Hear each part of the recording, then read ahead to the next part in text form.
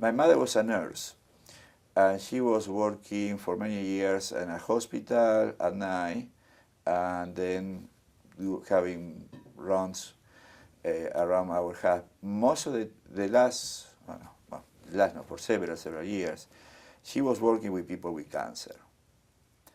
So she was doing treatments and going around the houses, providing shots and taking this kind of patients. So very low income, very, no. Poverty is different in the United States than in other part of the world. Explain. When poor people here, including the Delta, the Mississippi Delta, you had a chance to have housing, some kind of housing, privacy, and probably you're going to eat every day. Not everyone, but you had a chance. Imagine, I was part of the reason that my mother was scared because I chose to be pastor.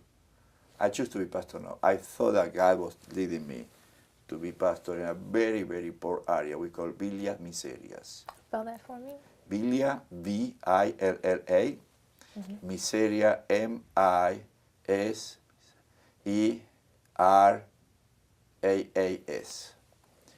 A room like what we are here right now will be a whole family living. And this room will be the kitchen, the bedroom, the bathroom, everything will be this space. But the walls will be paper. And you don't have electricity, and you don't have water, and you don't have gas. The walls would be paper? Yeah. So you don't have privacy, you don't have nothing. You have 4, 5, 6 kids, STDs, HIV, drugs, every other thing that we consider problematic would be in this environment. You have plenty of kids there. So I was pastor at a church working with this population. When I was to the church, I was the expert in Christian education. When I left the church, I was the expert in social action. My theology changed a lot. For example, I was preaching on Sunday morning in jeans and tennis shoes. And I tie because it was a clear distinction, how the formality.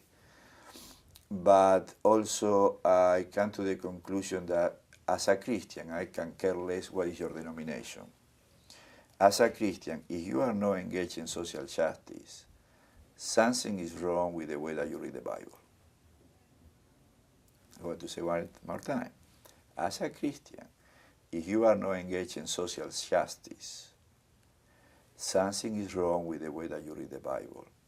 Because Christianity is not a theory, it's a way of life.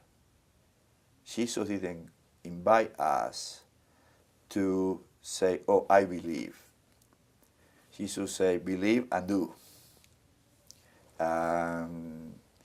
When Matthew chapter 25 for me is one of the best chapters of the Bible to explain this. Matthew chapter 25.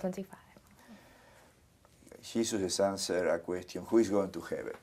And he gave 3 examples. And the last one is, well, the ones who's going to heaven are the ones who feed the hungry, cover the naked, give water to the thirsty, take care of the mother, widow, and orphan, take care of the immigrant, literally, no confusion about the wording, visit the people in detention centers, and provide, what we say, social justice in our vocabulary today.